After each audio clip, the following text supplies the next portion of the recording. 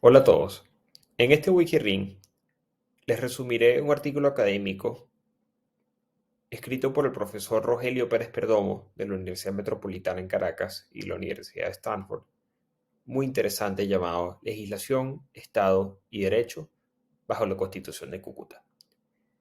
Este artículo analiza varios aspectos de la Constitución de Cúcuta, de lo que hoy conocemos como la Gran Colombia, cómo trató el, cómo trató de construir un Estado nacional con dos unidades del Imperio Español, el Virreinato de la Nueva Granada y la Capitanía General de Venezuela, la importancia de su constitución, de la constitución para la construcción del Estado y Nación, los problemas de centralismo que tenía en la constitución y cómo pudo haber desembocado quizás o influido en la fractura eventual de Colombia, de la Gran Colombia, que vino en las naciones actuales de Venezuela, Colombia y otras. Veamos entonces. En 1820 se convocó el Congreso Constituyente de la República de Colombia, compuesto inicialmente por el Virreinato de la Nueva Granada y la Capitanía General de Venezuela.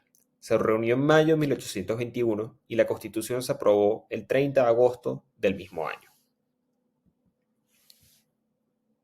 Entre 1823 y 1827, en Bogotá, el Congreso aprobó 66 leyes y más decretos.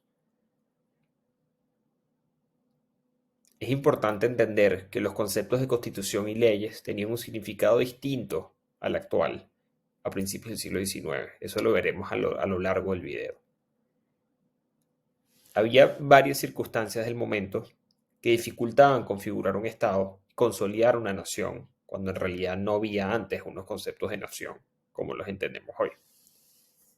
Y debemos entender nación como básicamente una unidad territorial cohesionada, controlada por una única autoridad que tiene un monopolio del uso de la fuerza y que tiene una población que se siente parte de esa nación.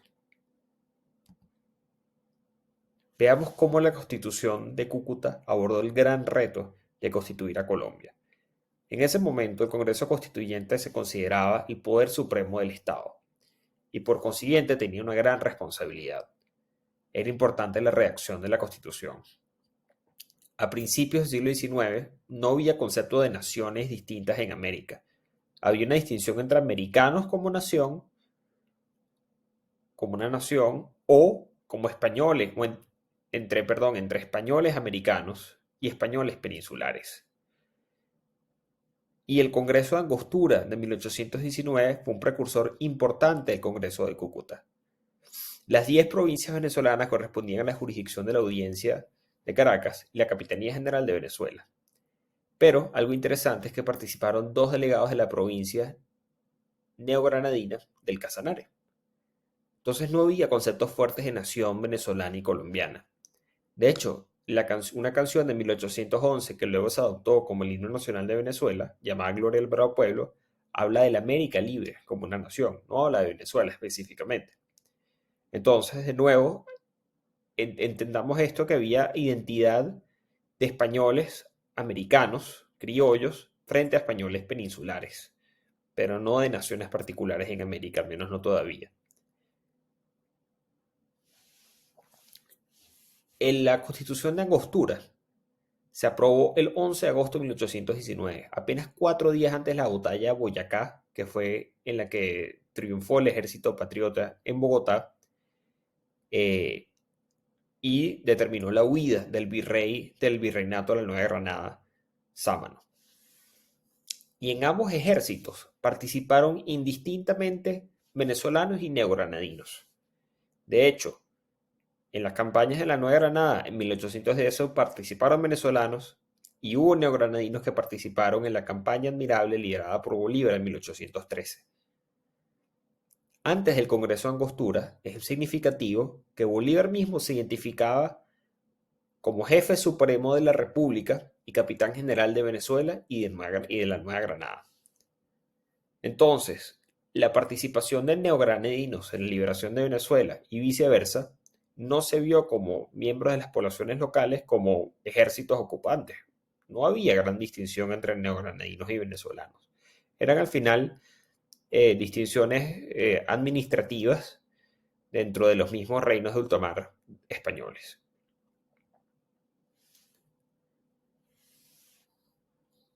De hecho, la Constitución de Angostura previó en su artículo 15 la posible unión de Venezuela y de la Nueva Granada. El nombre de Colombia que se le dio a estas unidades del Imperio Español, que ahora se constituían como una sola nación, no correspondía a ninguna entidad anterior. Se había usado para denotar pertenencia al continente americano. Estaban los proyectos independentistas de Miranda, está en la Constitución venezolana de 1811, usada como un término para la América española en general, pero no correspondía a una entidad que existiera antes. De hecho, en 1819, el Congreso de Venezuela, eh, presidido por Francisco Antonio Sea, quien era neogranadino, proclama la ley fundamental de la República de Colombia. Y aquí es interesante que los venezolanos y los neogranadinos veían una oportunidad histórica, dada la lucha conjunta por la libertad que habían librado entre ambas naciones incipientes, de crear un Estado formidable. Esa era al final la intención de la Constitución de Cúcuta. Y esto se aprecia en un extracto del Manifiesto de los Pueblos de Colombia en 1820, en el que Antonio Sea dice que ¿qué os falta para hacerlo? Es decir, para hacer Colombia, sino voluntad. Queredlo y está hecho. Decid Colombia sea y Colombia será. Entonces había una intención real de formarla. Pero todo esto choca con la realidad, porque en realidad el Estado colombiano, el Estado de la Gran Colombia, el aparato administrativo del Estado colombiano, nunca existió. El Rogelio Pérez Perdomo lo llama un ejercicio voluntarista. Si bien hay ciertas características comunes entre Venezuela y la entonces Nueva Granada y la actual Colombia, que ciertamente son evidentes, nunca existió realmente ese Estado de la Gran Colombia. Eso implicaría una infraestructura administrativa para poder implementar las decisiones políticas y, por ejemplo, la Constitución, que en realidad nunca hubo. Había un ejército liberador conjunto y ese Congreso y la Constitución que produjo buscaba legitimarlo. Pero no había una burocracia real. Por tanto, no había un Estado de la Gran Colombia. Y para los políticos de la época, para ser un Estado debía partirse de una Constitución. Y aquí es cuando el profesor Pérez Perdomo estudia ciertos silencios que hubo en la Constitución de Cúcuta, que son tan significativos como lo que se dice. En la época, a comienzos del siglo XIX, la idea de constitución era distinta a la que tenemos hoy en día. Hoy suele verse como un documento jurídico fundamentalmente, y en ese entonces era un documento político.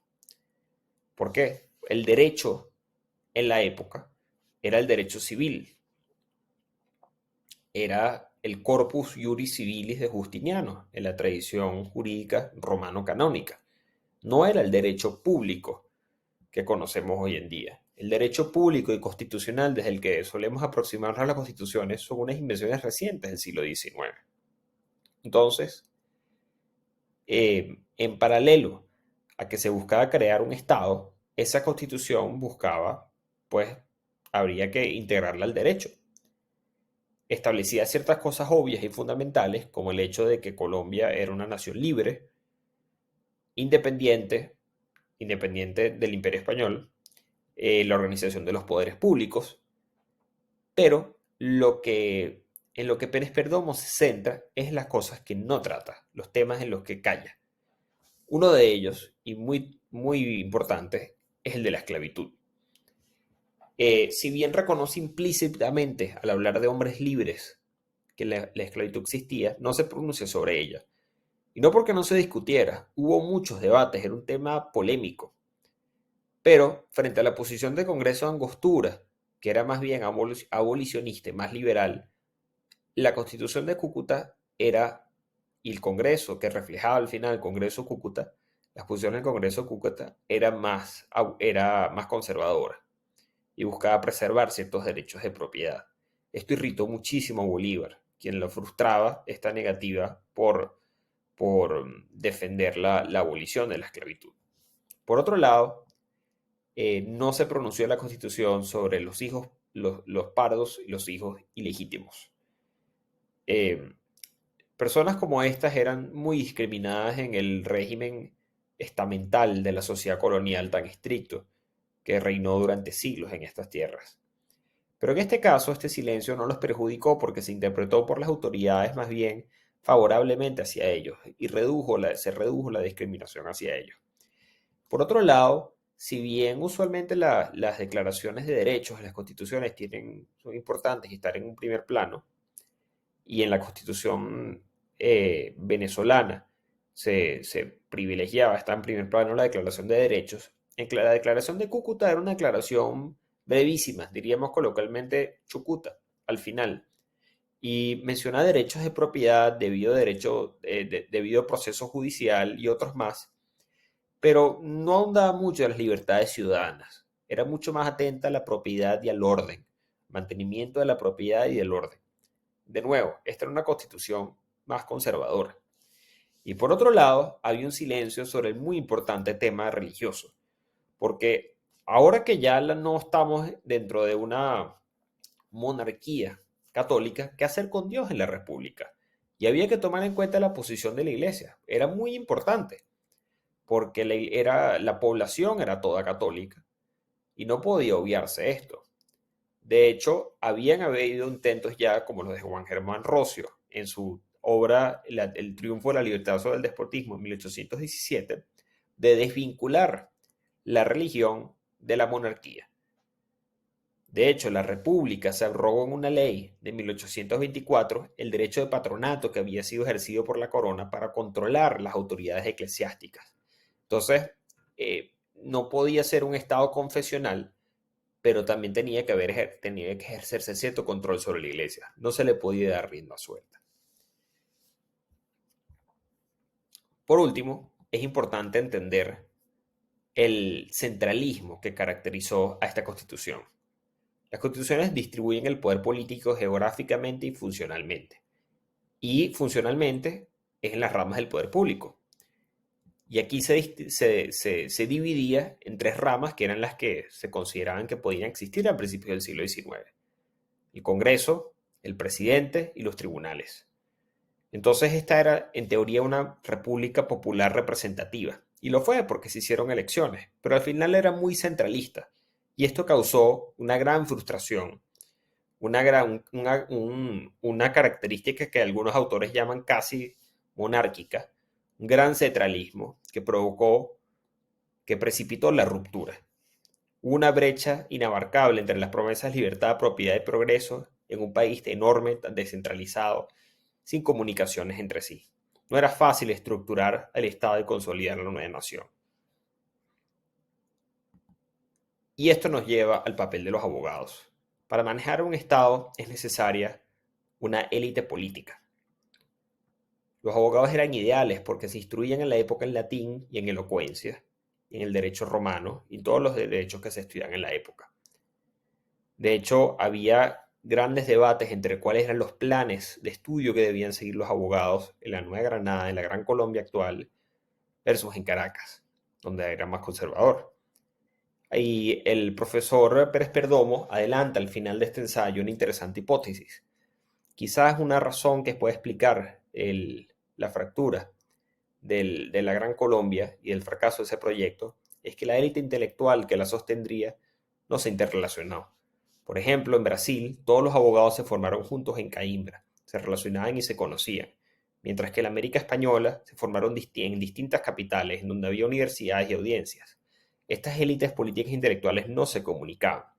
Entonces, mientras la otrora América portuguesa persiste como un gran estado unificado, la Gran Colombia está en dos estados, en Colombia y Venezuela principalmente. Entonces quizás el hecho de que no hubo una élite política intelectual relacionada pudiera explicar la disolución de Colombia. Muchas gracias por su atención.